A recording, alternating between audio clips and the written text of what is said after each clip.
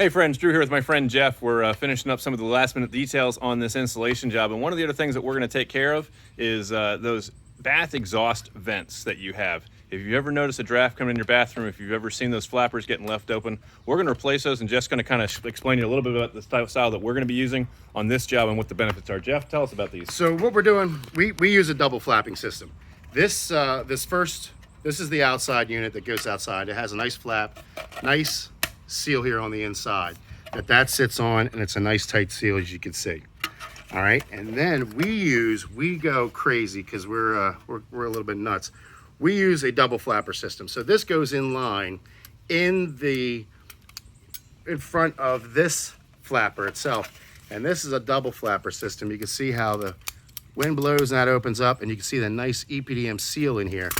There's nothing getting through that thing. You could do whatever you want. Nothing's getting through that. So the setup goes like this, boom, boom, boom, and you get nothing, no backdrafts through that bathroom fan. And we're doing 2 setups today.